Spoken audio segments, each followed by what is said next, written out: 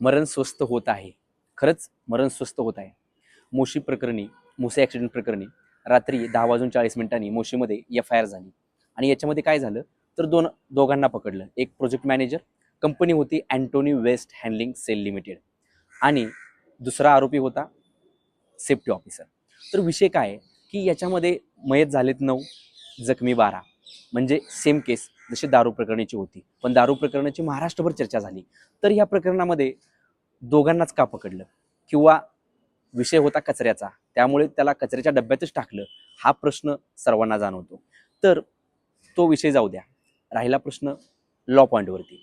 तर FIR केली, CR number 367/2026. याच्यामध्ये सेक्शन कुठलं टाकलं तर सेक्शन 105 कल्पेबल होमासाईड. दुसरं टाकलं 125A, 125B आणि 3.5 म्हणजे जॉईंट लिएबिलिटी. ही सगळी कलमं भारतीय न्याय संहितेतील टाकली.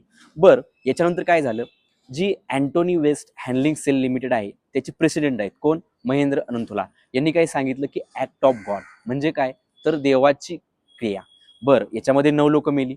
हे सगळं झालं कचरा डेपोचं, आणि याच्यामध्ये निष्काळजीपणा कोणाचा होता तर Antony waste handling sale Limited या कंपनीचा.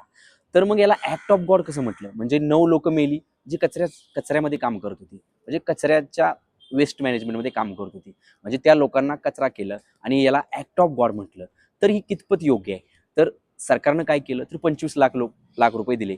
तर दारूच्या केसमध्ये सुद्धा त्यांना 5 लाख रुपये मिळाले होते. तर म्हणण्याचा उद्देश काय की निष्पाप बळी गेले आणि या घटनेला ॲक्ट ऑफ गॉड म्हटलं, आणि याच्यामध्ये 2च आरोपी पकडले, मेले 9 आणि 12 ते 13 जण लोक याच्यामध्ये अजूनही सिरियस आहेत. तर एकंदरीत या सगळ्या गोष्टीचा विचार करता असं वाटतं की खरंच मरण स्वस्त आहे.